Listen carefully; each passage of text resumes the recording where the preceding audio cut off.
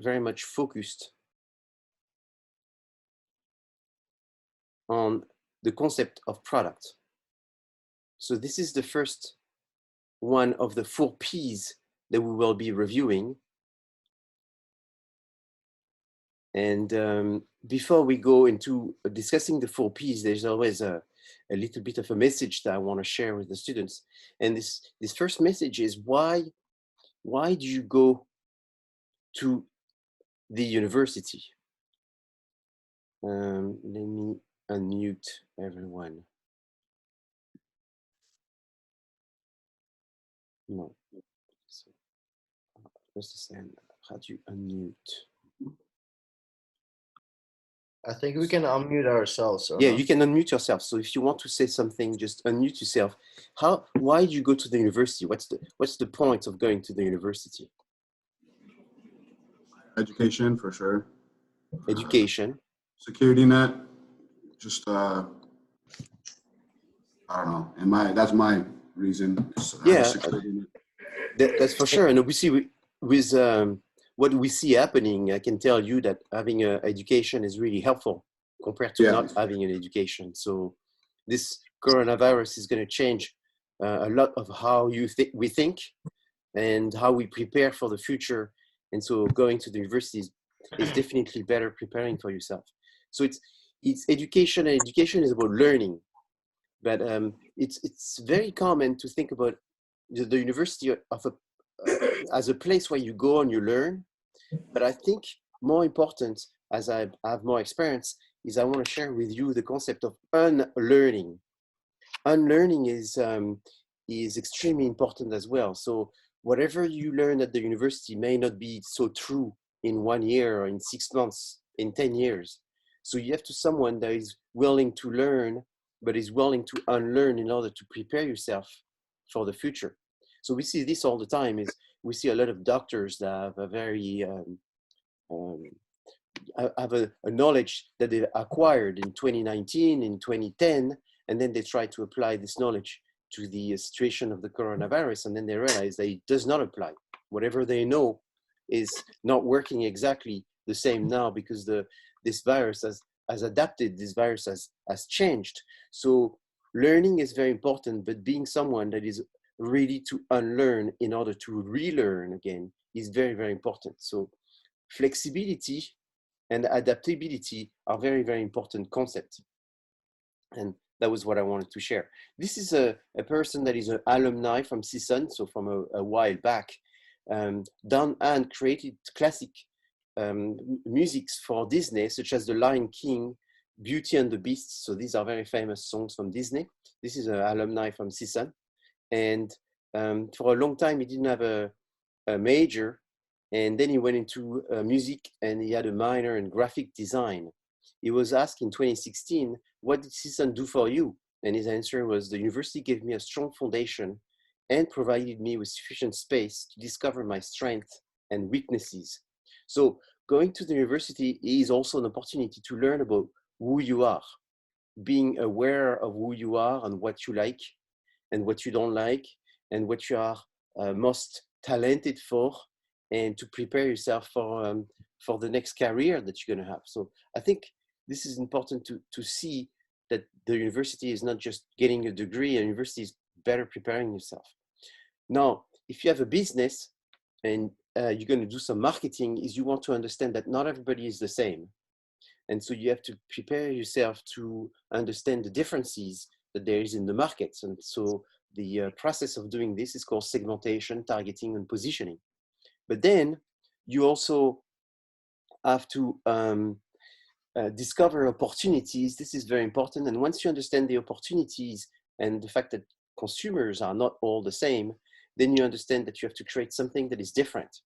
And you just don't do it for the sake of being different. You're making it different for the target that you're specifically focusing on. So these 3 concepts of segmentation, targeting, positioning, opportunities, and just noticeable difference are very important. I have sort of conceptualized it under my own little idea and maybe a book that I will write someday, which I call Darwinership. So this is a name that I've invented. If you go on Google, it does not exist. It's my own little invention, and it's this concept of the fact that the nature is constantly changing and the nature is constantly adapting to the environment. And so that is a concept that is very true when you learn about Darwinism. But then entrepreneurship is the same concept, which is the world is changing and you have to constantly adapt for it. You adapt for it by being innovative, by being concerned about your customers and the differences of your customers. So this is STP, but also by the fact that you have to sell yourself. So I sent you an invitation yesterday and I will send it again tomorrow.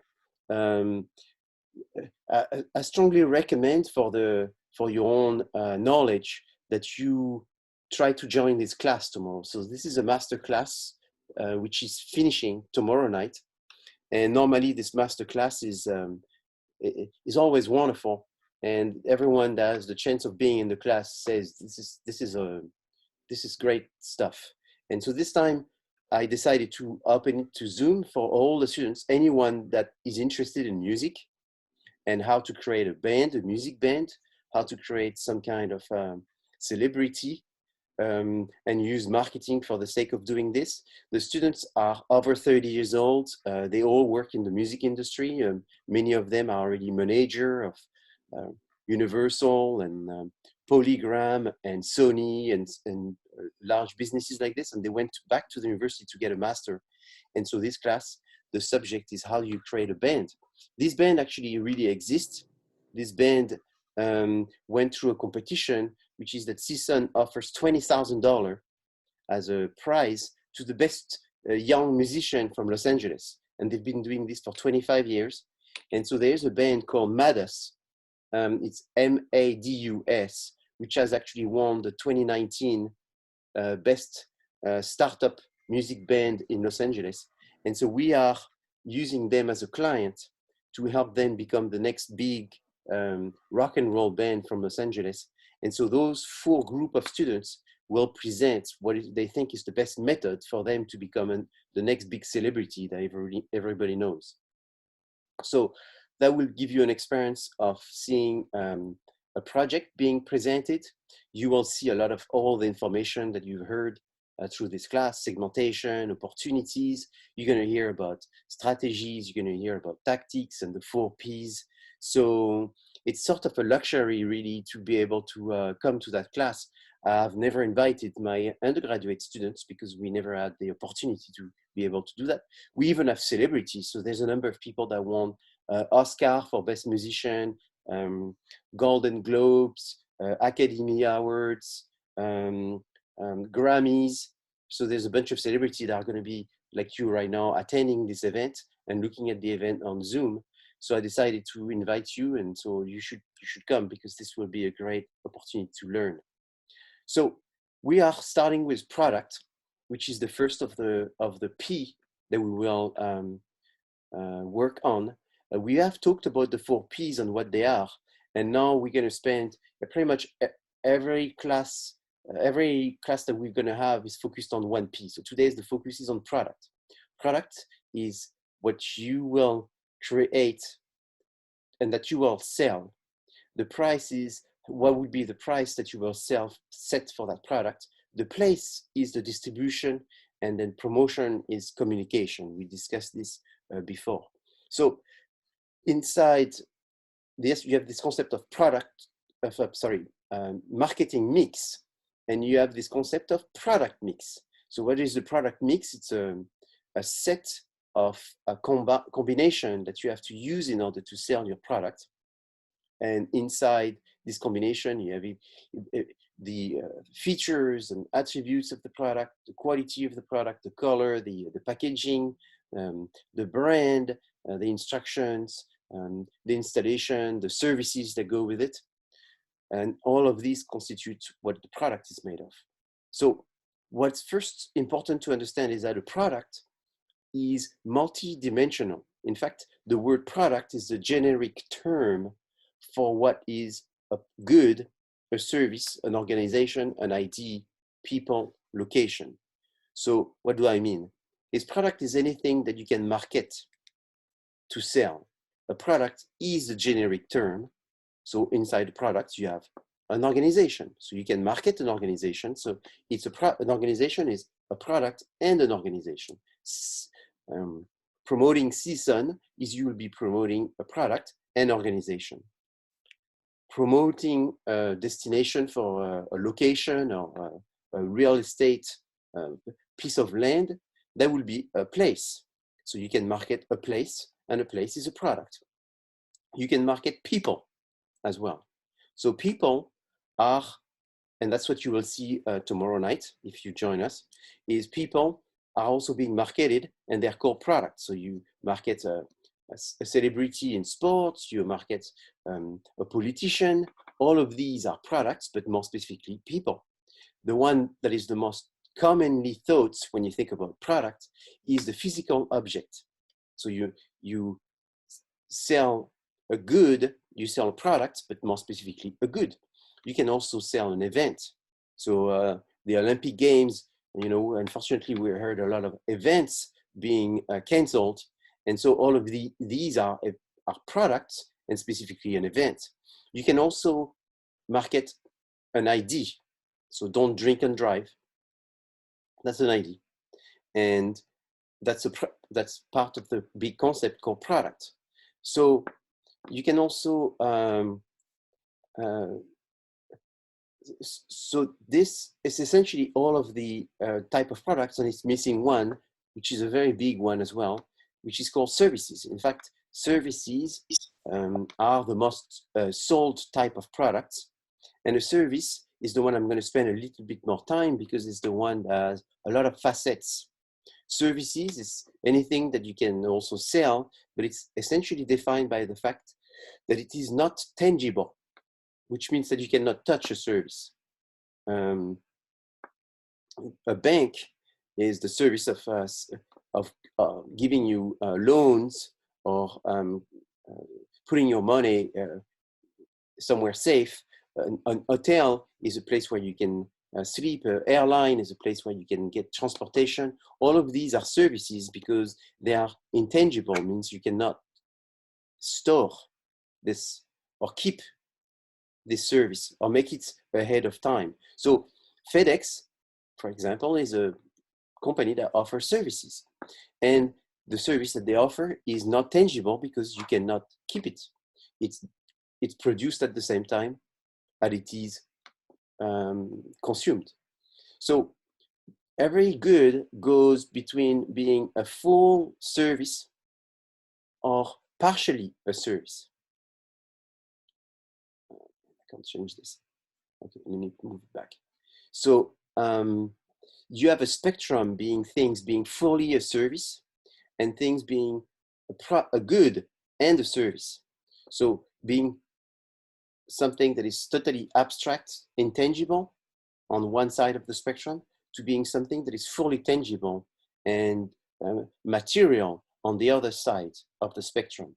So goods on one side and pure services on the other side. If you think of a restaurant, for example, they are essentially doing both. They are producing goods and they're producing services, pure services. So someone bring you the food and serves you, that's a pure service, but the food in itself is a pure good. So it's sort of a hybrid version of a service or a good company. I would say that there is always more of one or the other, and McDonald's will be more of a service than it would be of a good company, but they obviously have a very strong component of good. So what are the 4 characteristics of services?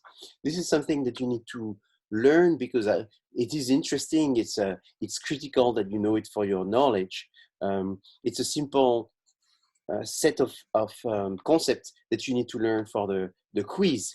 They are the 4 characteristics of services. So the one I spend the most time talking about is intangibility.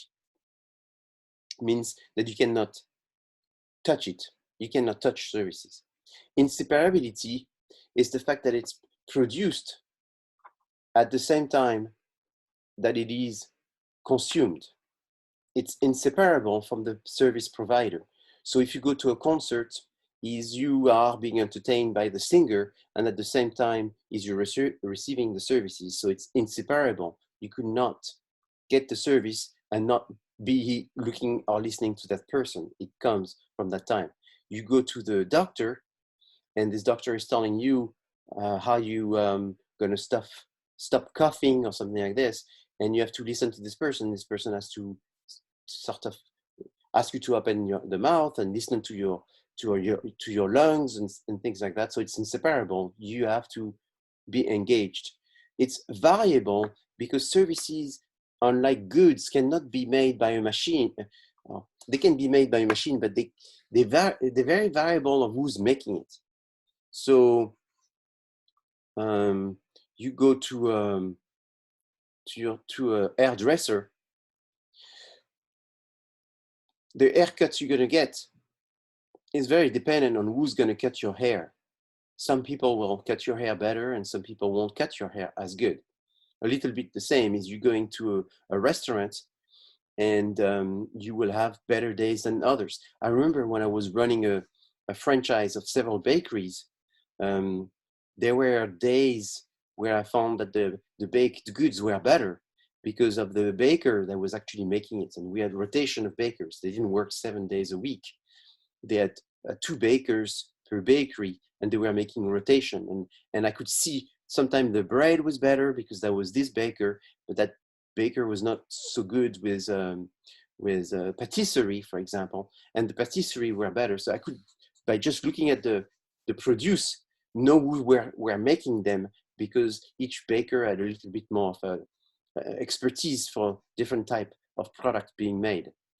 Even though someone that wouldn't know would come every day and may be looking, and they all look the same every day, but there was a slight difference. So that's the problem of services, is there's a variation.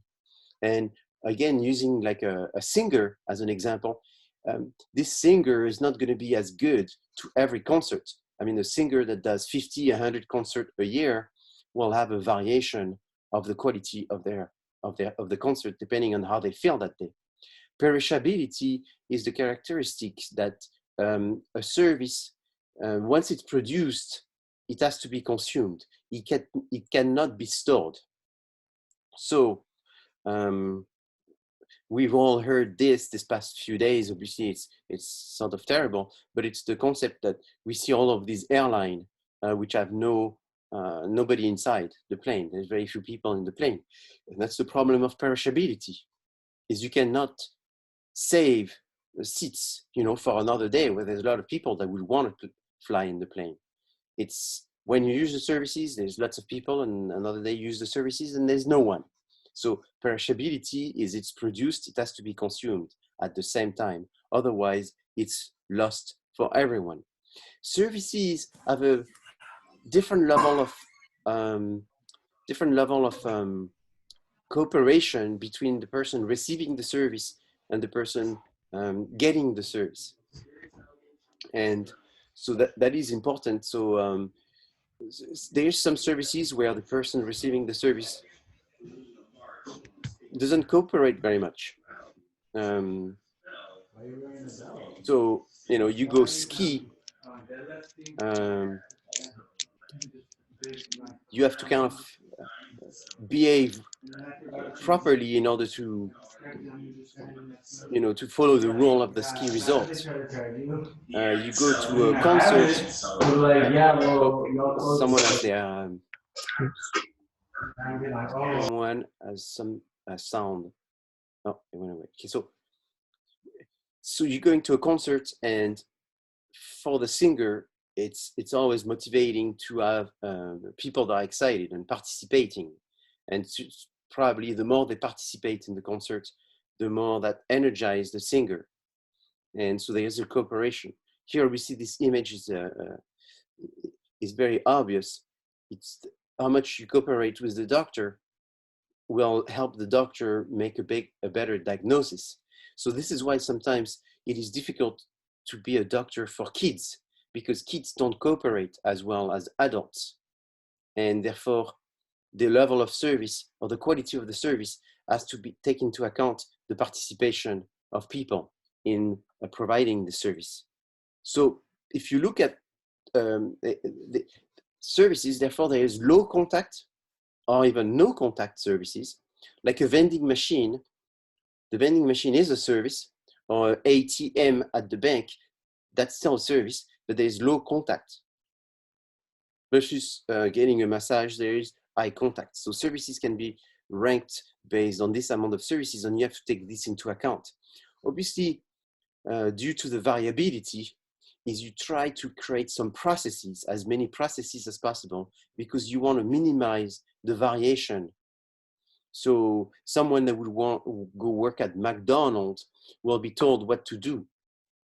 You wouldn't want people to spontaneously bake burgers. Is you will train them about the different steps. This is the first step, this is the second step, the third step, in order for people to learn. And therefore you will have these standards to maximize or minimize the chances that there's variation between everyone making these services. How do you measure services? So this is important that you know there is a high likelihood that you will work in some organization where you will have a role looking at the services, or the organization will be a service. Maybe you'll work for Disneyland, and therefore you will work in the service industry. And ServQual is one of the most famous method which is used to measure services. So I'm not going to ask you to learn all the details of ServQual. That's what you would have to learn if you're doing a class called service marketing. That's a class, so it's like a specific class, not just a marketing class overall, but just a class specifically for services. And that class, you'll spend a lot of time learning of ServQual and the various things, the 5 factors that are measured when looking at the quality of services. All I want you to remember today is that there is this tool which is called ServQual, and ServQual role is to measure the quality of services by looking at 5 attributes that allows for this evaluation.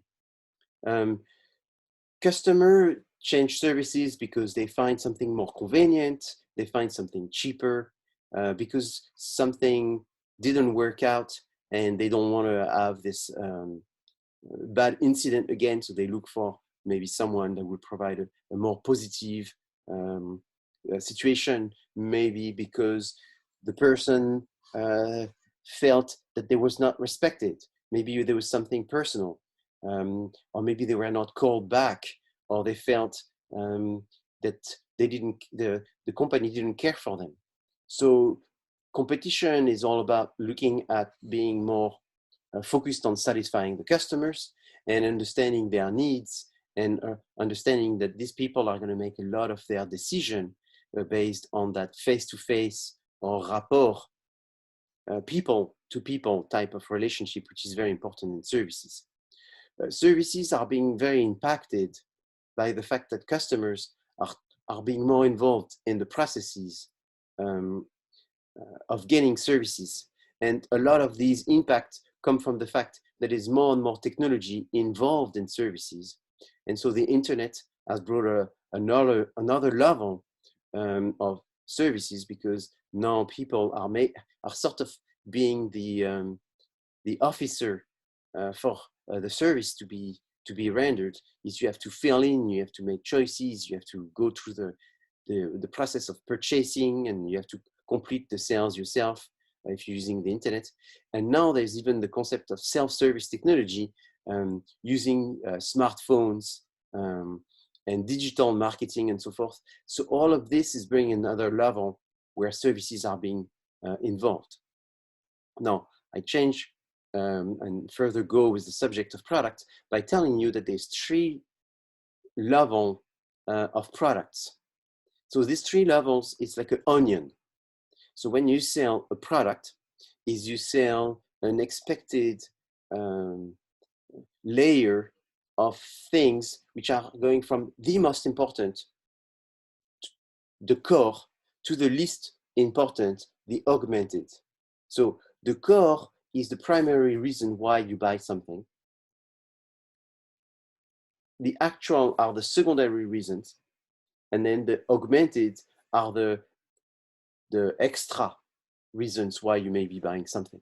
So looking at an example, this is a treadmill, and you're thinking of buying this treadmill for what core reason? The core reason may be to stay healthy and also to be safe, because maybe it's there's some risks in going outside and running and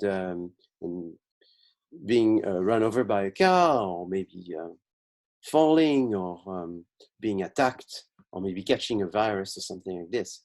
So the core reason is I want to do sports from my home. The actual product will be the different features that you get from this product, the different brands, the different technology and design and quality that you will get from this product. And then what are the augmented benefits? The augmented benefits of the product is the fact that they could install it for you, the fact that they could give you a payment facility, the fact that they could teach you on how to use the product, and the fact that they could also give you different warranties, shorter and longer warranties. So what about CSUN? What would be, asking you, what would be CSUN core benefit? Anyone wants to jump in?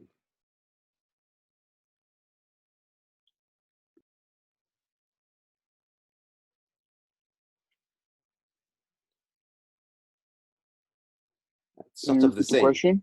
Yes. Can you What would repeat be the the core? Yes. Go ahead. I think a core benefit for CSUN would be like that we're one of the best business schools. So one of the best business school, that would be more of like a brand identity. So that would be like more like the actual. The core is more like the Would it be getting a good education? So yes, we'll be getting a good education. So it would be learning, education, skills, career, major, so it's like CSUN would be business, learning about business, getting a business degree. CSUN is also very famous for education, is getting more and more famous for the music and movie. It's getting also more and more famous for the engineering. So that would be the reason why people will go there, is for those specific knowledge that you may get. So knowledge is the core benefit. Then the actual, someone mentioned it, will be the reputation. Maybe the different professors, So what about the augmented? What would that be?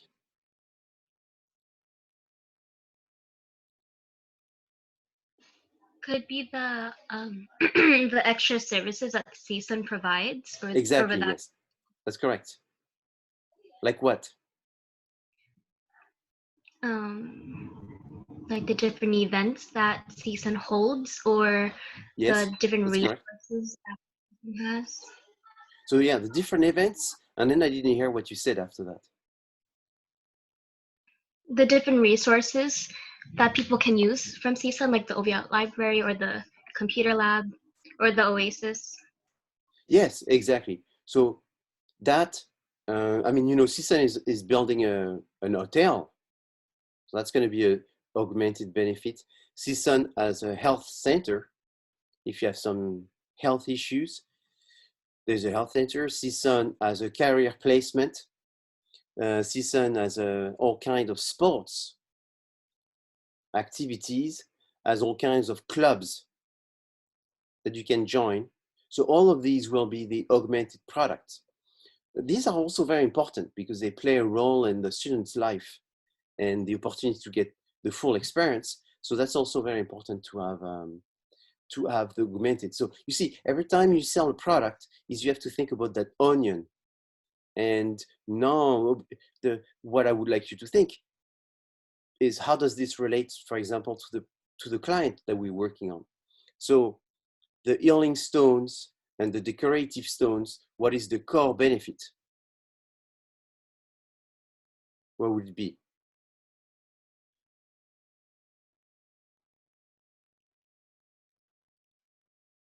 You're asking the core benefit of the stones? Yes. I'm just making sure what you asked. Yeah, yes, that's what it is. So Maybe like healing. I don't know. so like- yeah, so the core benefit will be something with health benefit, or maybe like a spiritual benefit, or maybe like a decorative. What would the actual be?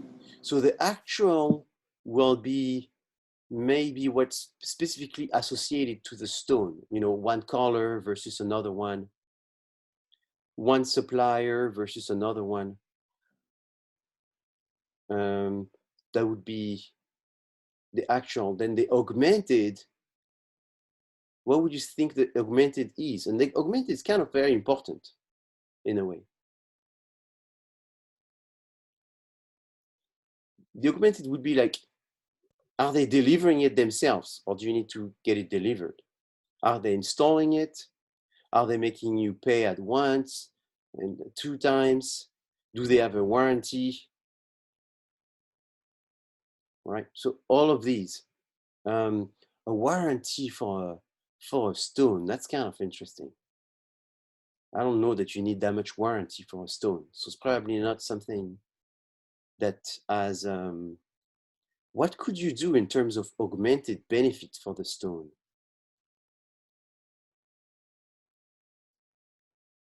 That's a very interesting area to look, to see if there would be something that you could do to really separate yourself from your competitors. So when you analyze your competitors, when you analyze the customers, that's sort of what you want to do, is to try to see the layers of benefits that this stones will have to have in order to maximize the satisfaction of the customers. Now there are 4 types of products. So there's 4 definitions that you need to know. It's convenience, shopping, specialty, and unsought. I have a question. Yes. So could the augmented benefit for the stones be like guaranteed in-home delivery and setup? Yes, that would be.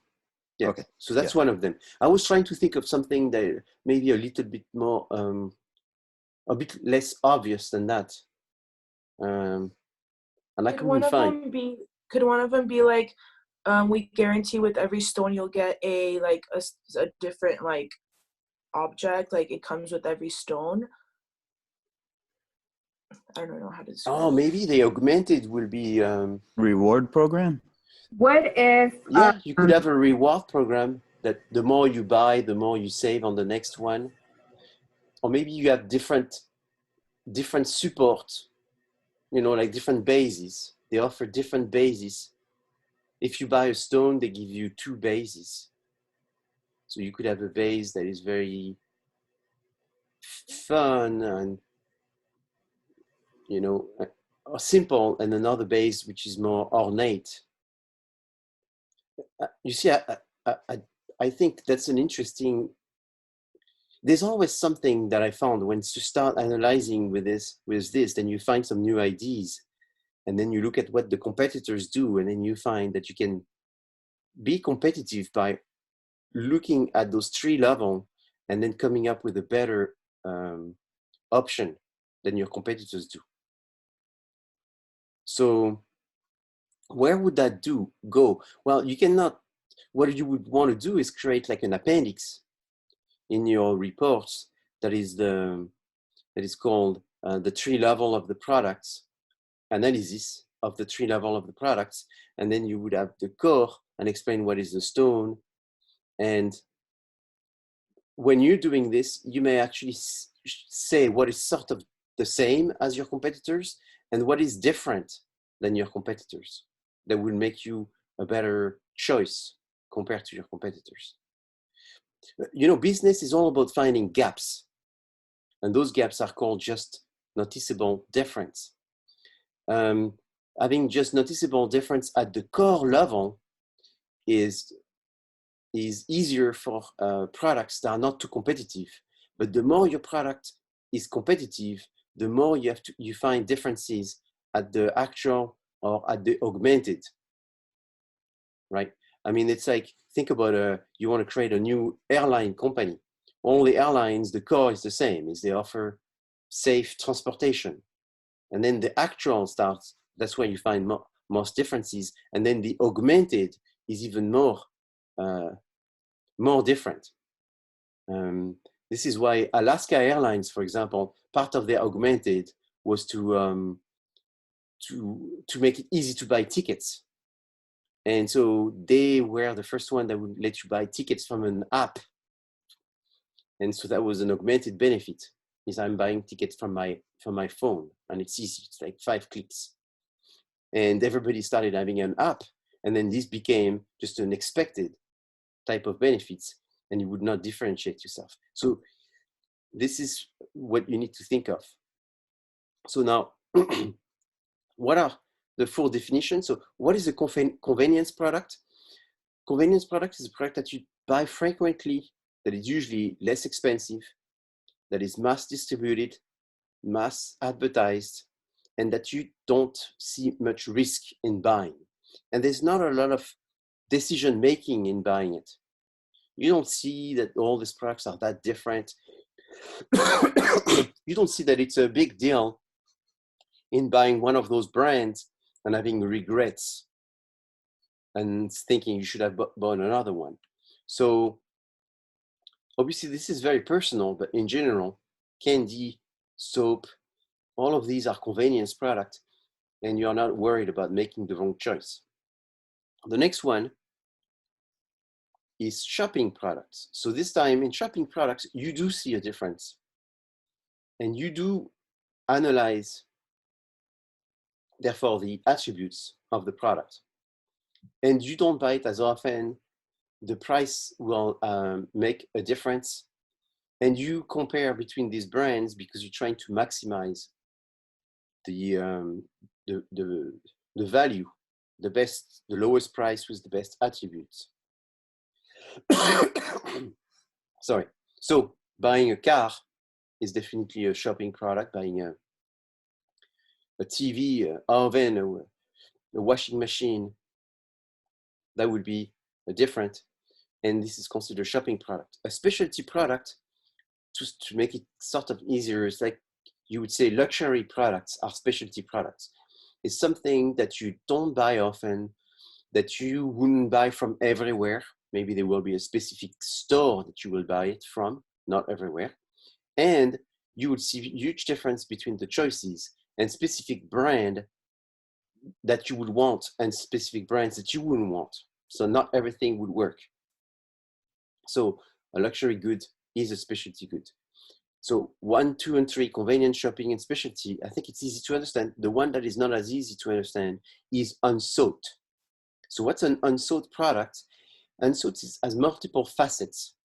A product is unsought because one is you're really not someone that has a need for it because it's really meant for someone else. So like a wheelchair.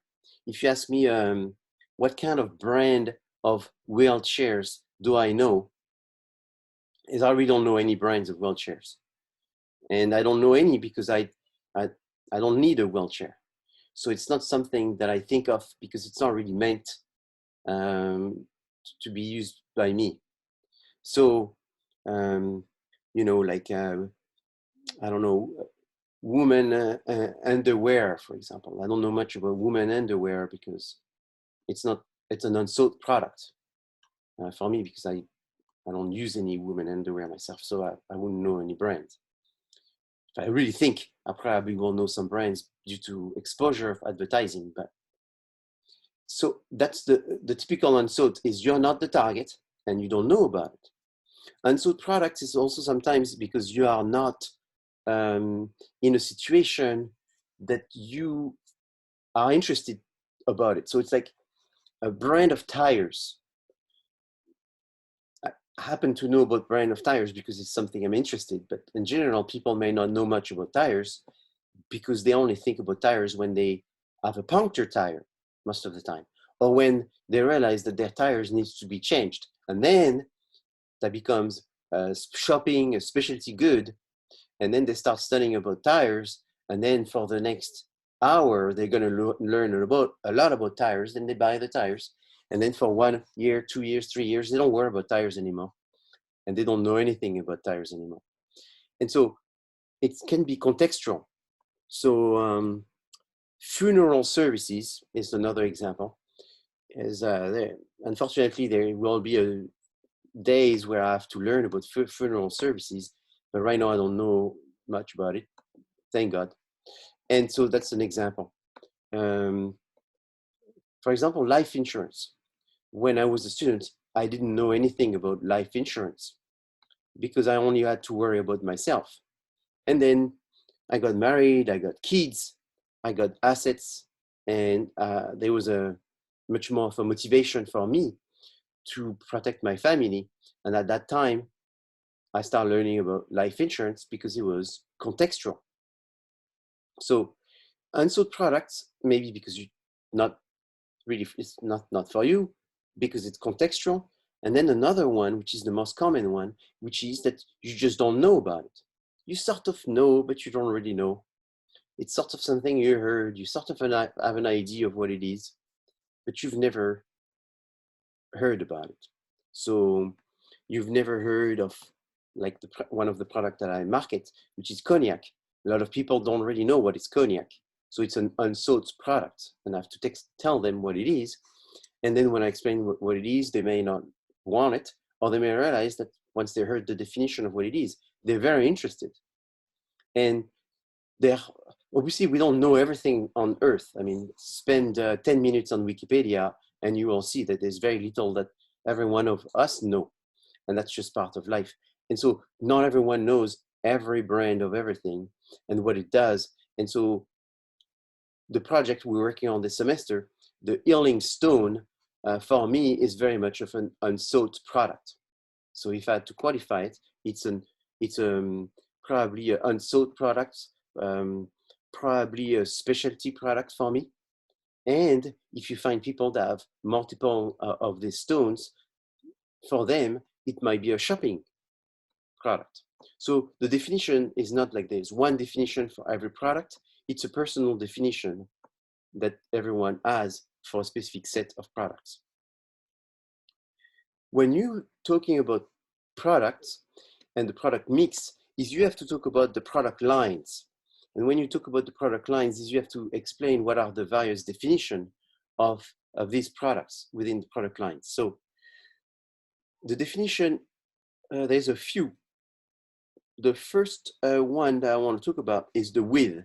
The width is a different number of product families that you have in the product lines. So we're going to look at some examples. Right now, let me just define it. Then we look at some examples and you see it's not that complicated, but you have the width, which is the different number of different variations. And then the depth is the variation within each one of the family. And then the length is the total number of products being offered. The consistency is the concept, which is how related are all of these products. So all of these products are clothing. Is we have a line for kids and a line for men's and a line for women. So that's 3 product lines. If we're looking at the product line with depth and consistency and using the simple images that I have, is you have trucks, cars, and vans. Trucks, cars, and vans, this is the width. And therefore, this company would have a width of 3. If we're looking at the depth, is the different variation within the trucks, within the cars, within the vans. And in that situation, there is also 3 variations within the depth. Let's look at another example. This time, we have, this company is General Food. And in General Foods, you have the width, which is made of 6 different product width. And if we look at the household products, is you have 3 depth. And if we look at the length is actually counting how many different products you have. And here it looks like there's like 20 of them. If we take another example here, and I was to say Procter & Gamble, how many products in terms of width do they have in their product line? The width is 5, and the depth of the soap is 1, 2, 3, 4, 5 as well. So not too complicated. just remembering the width and the depth. If you have a good photographic memory, by looking at that slide, I would think that you'll remember this fairly easily, what's width and what's depth. When you're looking at product line, there's a concept which I think the students in general like very much and understand easily, is the concept of stretching. It's a concept which has to do with products, and it's a concept which has to do with branding as well. The idea is when you have a product line is you always have the opportunity to make it more expensive and create some more premium products, more luxury products, and that's called an upward stretch. But you also have the opportunity to do a downward stretch. So downward stretch is you make some cheaper version. So if we look at this, this is a brand, Giorgio Armani, which is very famous for doing upward stretch, downward stretch, where they're offering cheaper version of the core product that they sell. What other concepts you need to know is that people buy a product because they buy the attributes of the product, they buy the brand of this product, the packaging, the labeling, and all the services that go with it. So products have a certain level of quality. When you're a manufacturer, one of your potential decision is to improve the quality. I mean, you make food, and when you make food, you can use different quality of butter. And you can use a terrible butter, or you can use a very organic, high quality butter. And that's very much what Chobani yogurt did, is they improved the quality of the milk. And by improving the quality of the milk, they improved the quality of the yogurts, and they became very famous, making $1 billion in just a few months after they launched, even though they didn't have that much money, just the quality of the milk. The product features is the same. It's trying to identify the best features, the most important features for the target that you're focusing on, and then looking at the design and the style of the product. And obviously this is very important when we look at products such as cell phone. The design of a technology product has a huge impact on how people feel about this product. The packaging is also very, very important, and the labeling is important because it gives a description of the product. So I have two examples of packaging. Ballast Point is a beer company that became very successful. Also, they went from a small garage type of company to a multi-billion-dollar brewery. And there are many reasons for this. Obviously, one of them is the quality of the product that was significantly better than the average beer. But another thing that made them very successful is the quality of their packaging. Not only the packaging are higher quality, but they fit a new trend of packaging, and they sort of are artsy and easy to remember. They help people memorize it. But the packaging may also be what the product is known for. So Go-Gurt is a yogurt, and the disruption, the just noticeable difference from this yogurt was the fact that they used a tube, sort of a paste, that made it much more user-friendly and convenient for people to use it at different type of times. Another brand that is very famous from the packaging is Pringles. So Pringles is using this very unique shape of chips in order to create a consistent flow of chips, and it's inside a tube, which is very different than the bag, where you would have different shapes, and some will be broken and there will be crumbs and so forth. You don't usually get this kind of situation with Pringles. So it is important to recognize this impact of packaging. And let me show you one example of my own company. These are two different bottles. On the left side, you have a bottle that had been designed by a designer. And I relied on a designer, and this was managed by my partner at the time. So when you have a partner, you have to make concessions. Who does what? And so I was in charge on some of the elements of the marketing, and my partner was in charge of some of the other. In that situation, he was in charge of designs, and he supervised the design, which is on the left side. And this design, you may like it, but it was an absolutely disaster. we could not even give a bottle away. The sales were a disaster. The product is really good, what's inside. We won many prizes for blind tastings and gold medals and so forth, but we couldn't sell it. And the reality was one of the number one reason, if not all, the only reason, was the packaging. One problem this design had was the fact that people didn't even read the brand name because the brand name was written up and vertical. And so this vertical brand name, which was originally decided by my partner, was good because it forced people to read the brand. The thing is, people are lazy. If it's hard to read, they don't read it. So they just didn't read it. We struggled with this. So eventually I orchestrated the next design, the one that is on the right. And I actually bought my partner out. And this design actually won some design prizes. And it really improved the sales because people really find it attractive and it has all the information they're looking for. It doesn't work for every customer, but it works for the target that we are focusing on. I have another one that I wanted to show you because this one is a little bit more extreme. This one is more extreme because the bottle that you're looking at right now sold for $15,000. So this was just one bottle, $15,000. So why was I selling a spirit for $15,000? It was crazy. I just wanted to have a product that would be extremely expensive. It's not every day that you buy a $15,000 brandy.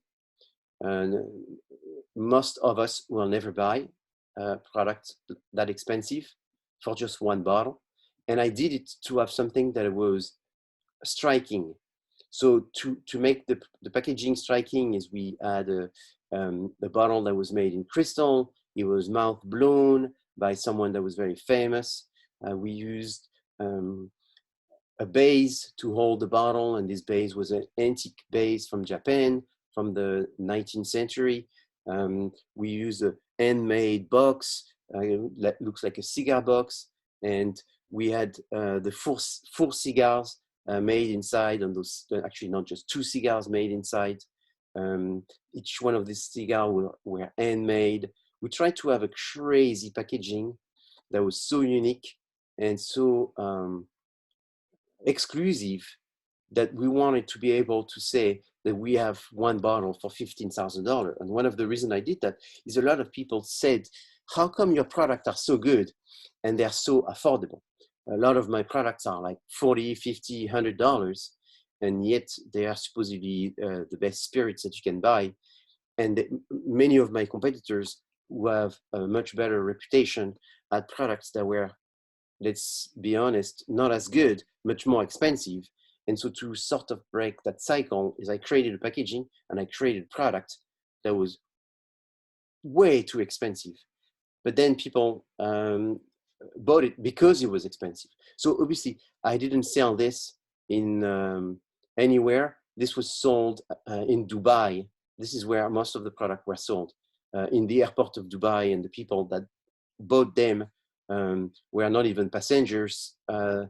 They were people that own planes and so forth. So that was the process for selling this packaging. So packagings are very important. Packaging sell your product, but what's inside? Was it really good? What's inside is really good. What's inside is phenomenal, but it's not worth 15,000. People were buying it not for what's inside, but for the packaging and what the packaging meant. Now, if we look at these brands and if we look at these cars, what do you see? You see 5 pictures of 5 white cars. And if you look closely, as you may think, they are all the same car. No, they're not the same car. One is a Mercedes-Benz and one is a Jack. So what is the heck is Jack? Jack is a brand of cars. Well, it's actually a huge company that makes cars in Asia, specifically in China. And so they are, so I don't know who's copying who, but there's someone copying someone here. And these cars, they very much look alike. The big difference is the brand. Same thing here. one brand you're probably more familiar is Range Rover, and the other one, I don't know if you know it, it's Land Wind. And Land Wind and the Range Rover Evoque very much look alike. So what's different? The brand. Here's another example. What's the difference between a BYD and a Porsche? Well, at least one thing for sure is they do look alike. What's the difference between a Rolls-Royce Phantom and a Geely? Here again, they do look alike. Big difference is one is Rolls-Royce versus the other one is a Geely. So if I was to say, which car would you want? The one on top, the one on the bottom? It would be maybe 50-50. 50% of the people will want one, 50% will want the other one. Versus if I said, who wants a Rolls-Royce versus who wants a Geely? Most people will want the Rolls-Royce and not many people will want the Geely. So the concept I want to bring forward right now is the concept of branding. Branding is very important because people buy more than a product. They buy a brand. They buy more than the features. They buy the identity. So brands are everywhere, and brands are very powerful. Brands is some name, some sign, symbol, some design, some combination of these, which helps to identify those goods in order for the seller to differentiate these goods between competitors. So it is good for the consumers because it helps them not being confused, but it also helps the companies because it helps them being competitive by differentiating themselves. Brands helps the consumer because there's a set of expectation based on those brands. There's a reduction of risk. If you bought this brand is consistent, and you have a certain amount of expectation.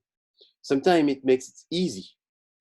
Like I was just telling you before, my $15,000 cognac was easy for some people because it was the most expensive cognac that was for sale.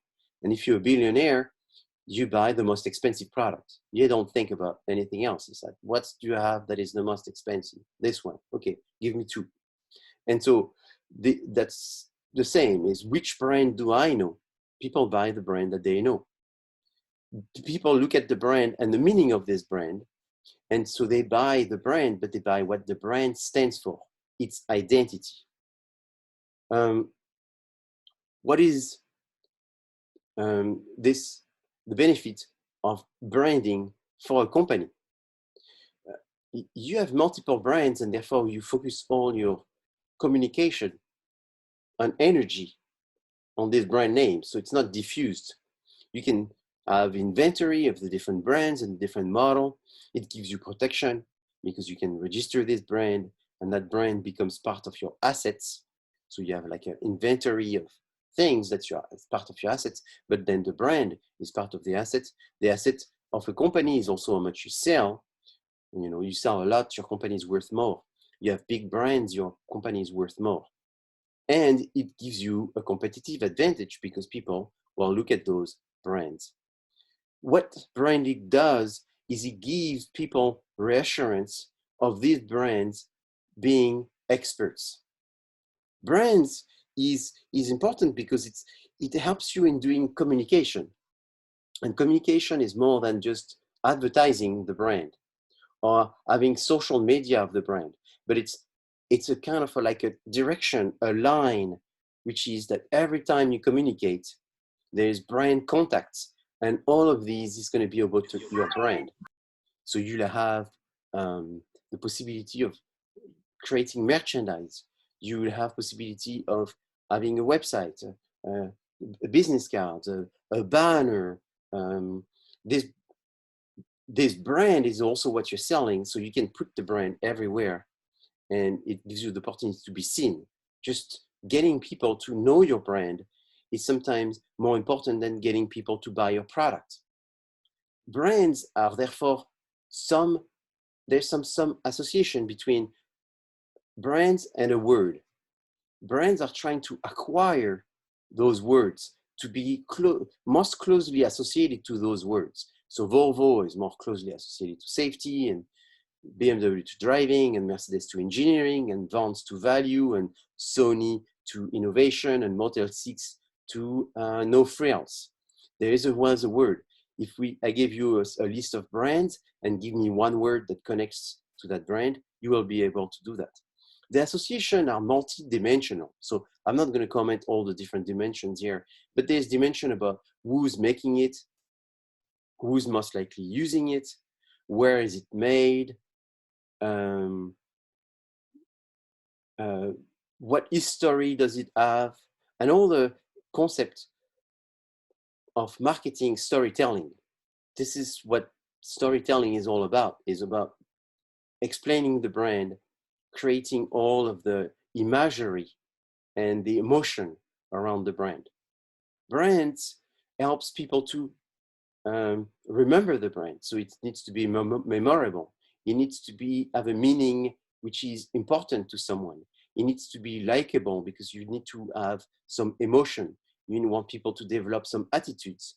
It needs to be transferable, which means that the brand can be used to sell one thing and then to sell another one. So you create you start your company, you start making pants, and you have this brand of pants, and then that brand of pants, now you're making shirts, and that brand is now transferable to making shirts and pants, and now you're making shoes, and it's transferable to the shoes. So the beauty of this is you can use the brand to sell multiple things, so it transfers.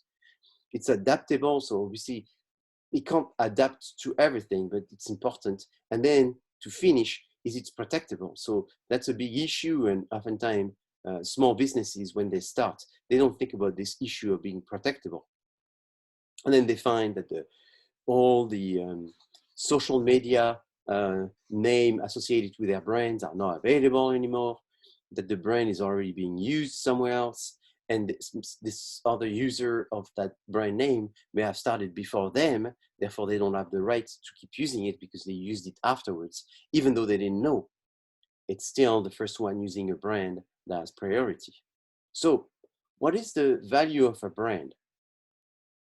The value of a brand is one, and this is the most common. If you sell a company, if you sell Coca-Cola, so Coca-Cola is for sale. How much is Coca-Cola worth? Coca-Cola is worth the amount of money that Coca-Cola makes. If Coca-Cola makes $100 million, it's worth a certain value. If it makes $1 billion, it's worth a different value. If it makes $100 billion, it's worth a different value. So that's the value of the potential sales and revenue. That's part of the assets. The other part of the assets is, what about ownership? What other ownership do they have?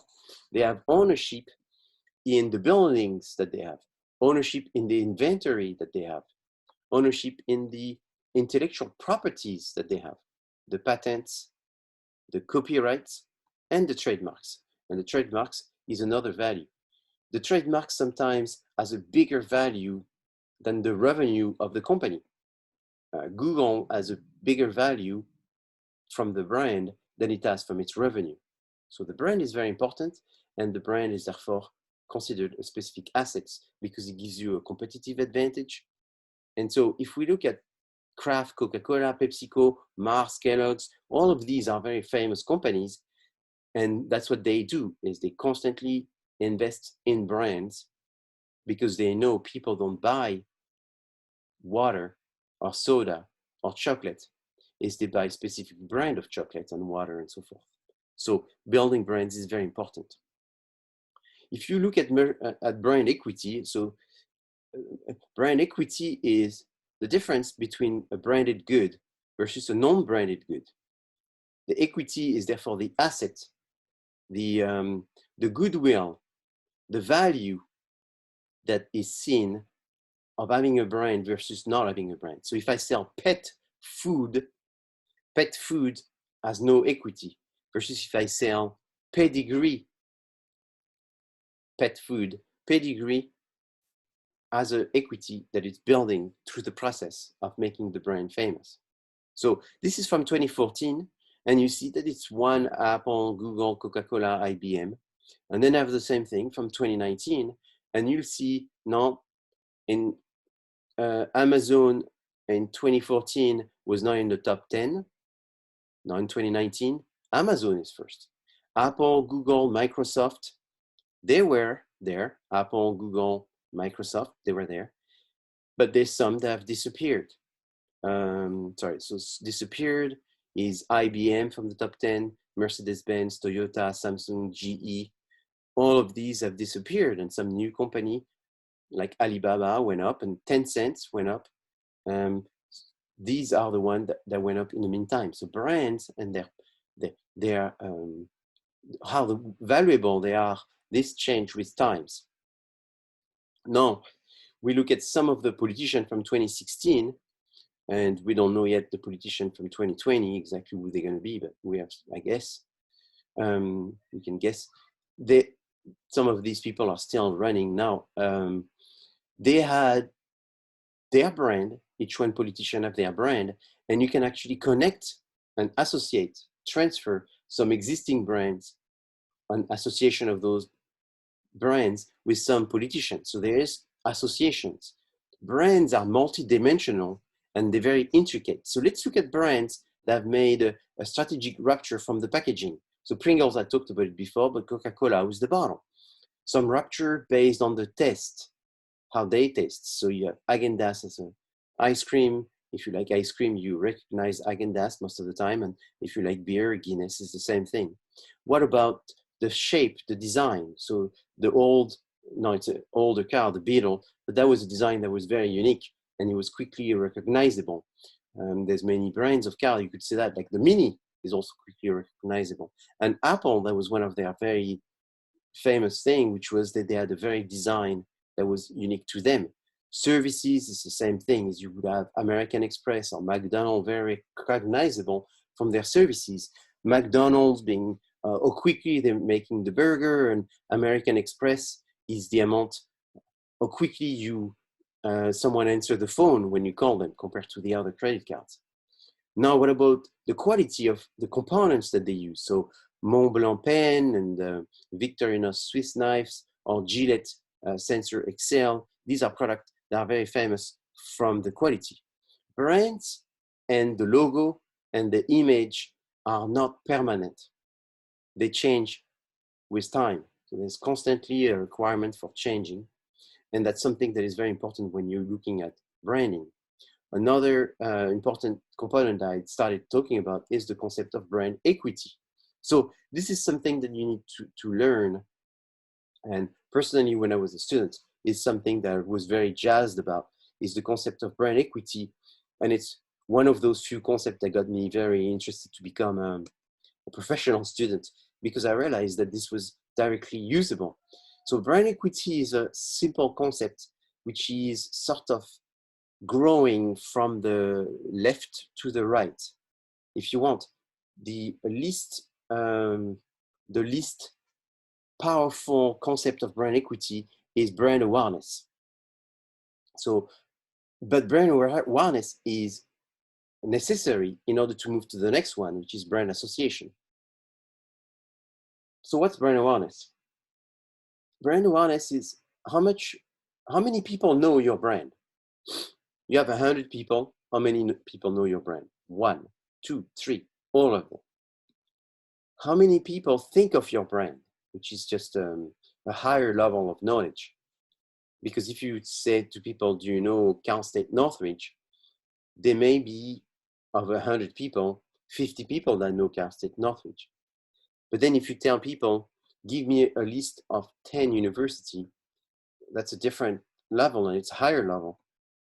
And they may mention Cal State Northridge, but they may mention some other ones. So when you build a brand, is you want to build this awareness. And this goes beyond trying to sell.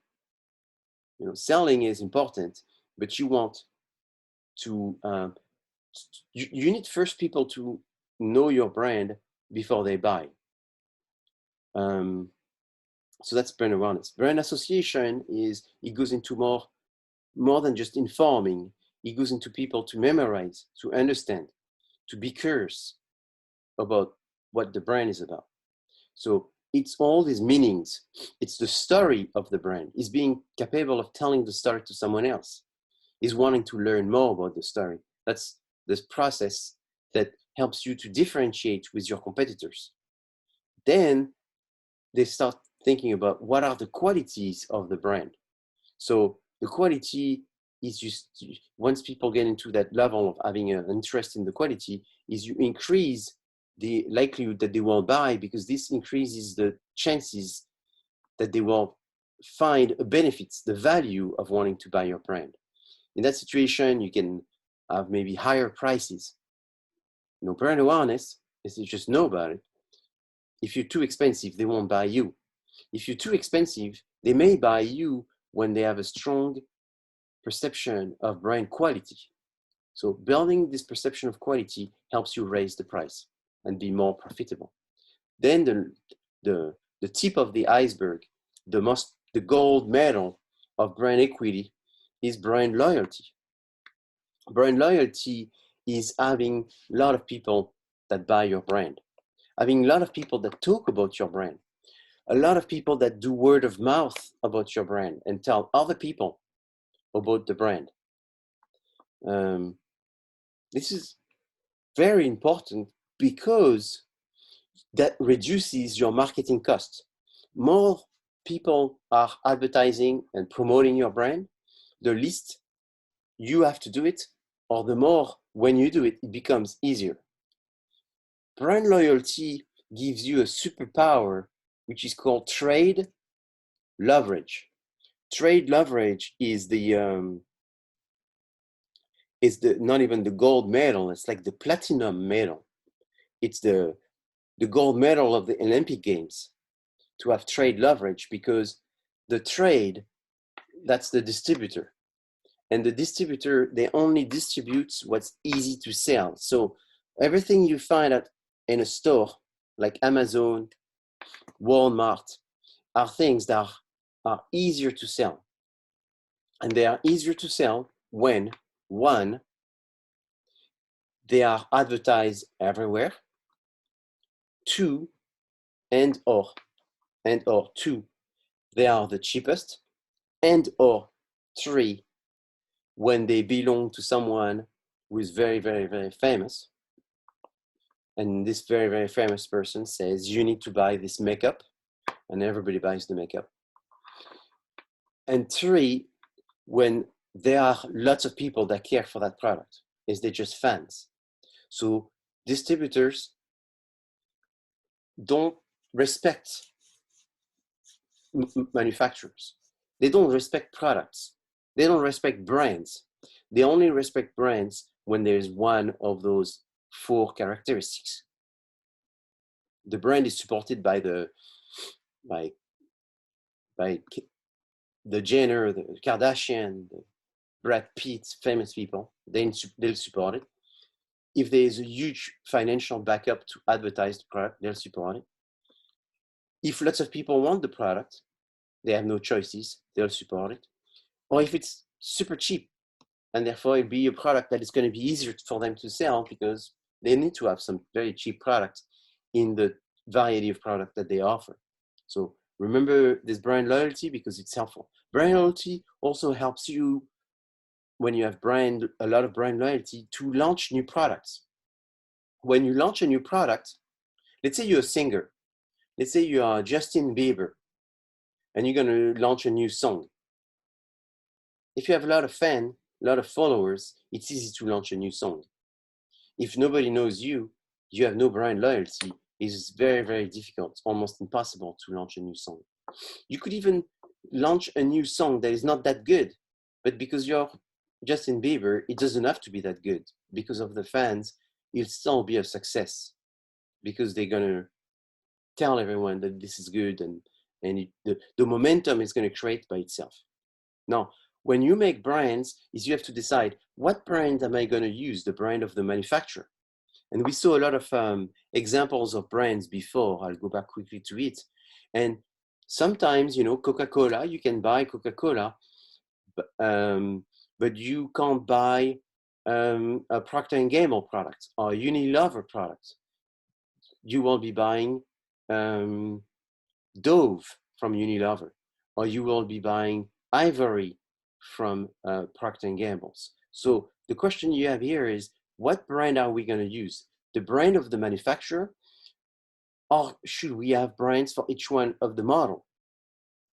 Should we have no brand? So if you have no brand, you have no brand equity. Therefore, you want to gain equity from the brand, and therefore you want to develop a brand. But then if you're making different model of products, so let's say you're Philips, and so Philips makes a Philips music system, a Philips phone, a Philips shaver, a Philips oven, a Philips air dryer. The benefit of this is that it's all under Philips, and all of these products are different, and they all benefit from one another for the big name of the producer. But at the end, you may decide that there's some risks, because people are going to start thinking that these brand Philips cannot be good at making all of these different type of products. They should have a specific brand for the hair dryer, for the phone, for the TV, right? For the air conditioning. This is not all the same. So there's a risk. But again, here's this pros and cons. Having multiple brands for each one of the category is going to be more expensive, and it's going to take more time. So you have to decide what would work the best. When you sometimes develop multiple brands, is you're able to do some strategies. So here's the few strategies I want to talk about. Is the first one, flankers. So what's the flanking strategy? It's a branding strategy that consists in having multiple brands. When you have multiple brands, you have more products to offer. So I go see a supermarket. I go see Ralph's, for example. If I go see Ralph's and I say I have one brand of cognac, first, it's very likely that they don't want to meet with me. That's just the truth, because per day they can see so few people that they would want someone that represent multiple brands. So if I go there and I tell them I have 15 brands, I will have more chances for them to spend time. And if I have 15 brands, I have more chances that they will buy one, versus if I have only one brand.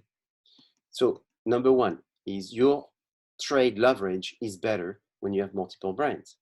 Sometimes what companies do is they make the exact same product and they just change the name and just change the packaging.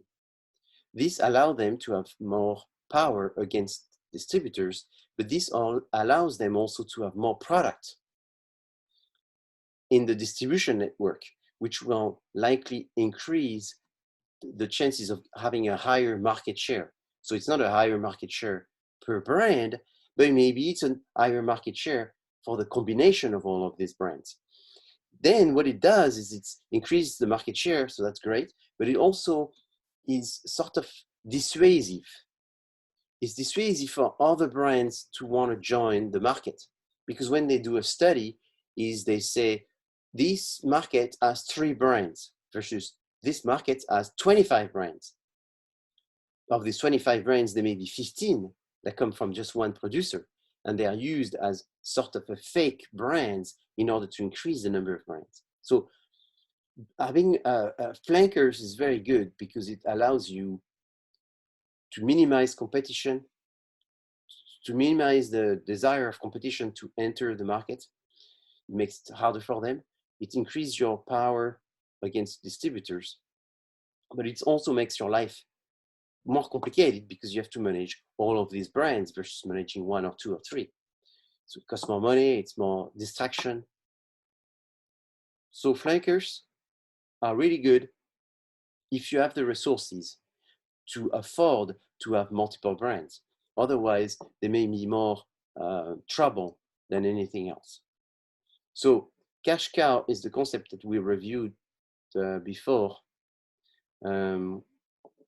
which was in the strategy when we talked about the question mark, the cash cow, the star. And the cash cow is this, and the dog. The cash cow is this category inside your product portfolio of products where you have a low growth but you have a high market share. So it's not a high demand type of product, but it doesn't matter. So what do you do? What brand decision you do? You take the decision of phasing it out, of creating another brand, of keeping it.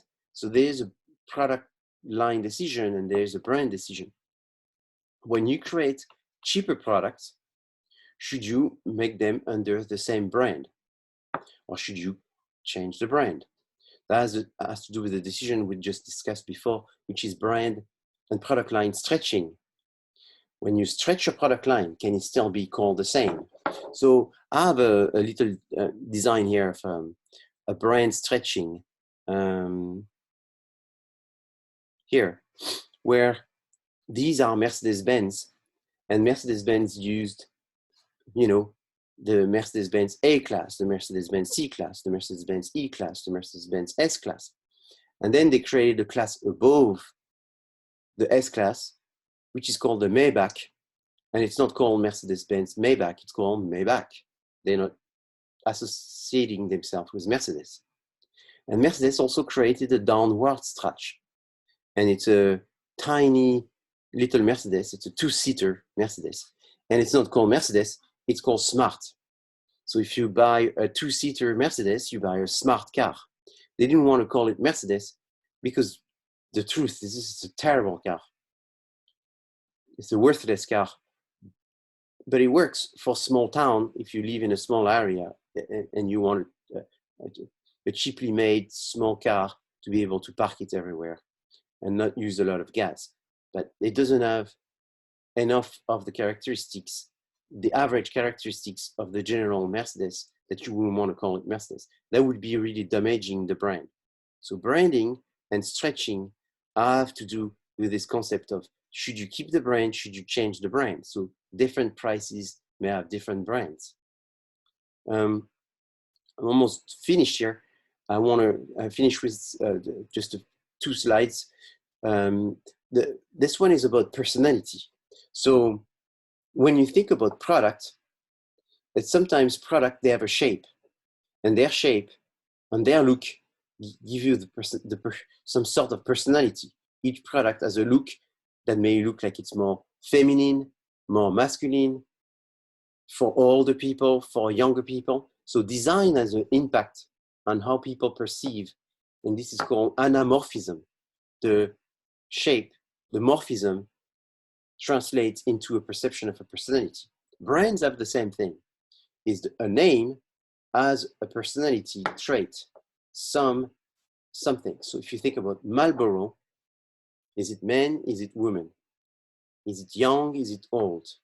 Is it sophisticated? Is it more less sophisticated? Is it something for people that are successful, less successful? So they created the concept of brand personality, and that's all I want you to remember. What is brand personality? It's essentially giving human trait to a brand and associating a brand with some human traits, such as being down to earth, being charming, being spirited, being outdoorsy, and so forth. This was created by a professor from a university in Southern California about 20 years ago. And so it's used by advertisers, it's used by people that create brands. When you create your brand, you think about what kind of personality does it have. Just to finish, this is the last slides. It's only going to take me a few minutes to explain this, but this is a slide that describes the 5 strategies of branding. So it's the idea that you want to keep the name or you want to change the name. You want to use it for an existing category or for a new category. So for an existing category, if you sell the same product and you use the same name, it's just a line extension. So it's Danone Yogurt Vanilla, and then it becomes Danone Yogurt Organic, and then it becomes Danone Yogurt Strawberry. and you just keep calling it Danone yogurts. Same brand, same category. Now, maybe you sell a product in a different category. So normally Barbie is famous for being Barbie dolls, but now you're going to make Barbie video games. And so how you call it, you give it a specific name, or you call it Barbie Electronics. If you use the same name because you want to take advantage of the transfer and the existing brand equity of Barbie, in that situation, you will do a brand extension. So you extend the brand into a new category of product, same brand, new type of product. Now, if you're creating a new brand for the same category, and you sort of being either doing a flanking strategy by having same product, different brand, or is you're trying to satisfy the needs of different customers, different targets, and so you're going to have different names for different targets. Here you're creating the concept of multi-brand strategy, multiple brands for multiple different customers. Maybe you're creating a brand of shoe for students, and then another brand of shoe for women, and another brand of shoe for kids. Same producer, multiple brands in order to be more appropriate for the target that you're selling. Then new brands is when you are going to have a totally new brand for a different product category. So Toyota creating Lexus. This is a new brand, and it is for luxury car. Toyota does not make luxury cars, and they want to go into making luxury cars, so they decided they would be best. After doing many, many years, they were making deluxe Toyotas, and then eventually they gave up and they said it's better we create a new name, and they created Lexus in order to do this. So that's the fourth strategy. So this is not a strategy at the corporate level, but this is still a strategy. It's a strategy at the product mix level. So if you want, there are strategies at corporate level, and so that's new product development, market development, market penetration, diversification. These are high level, corporate level strategies that covers the entire company. Then you have strategies at the level of the P. And so here we're looking at 5 strategies at the level of the P. These are not tactics.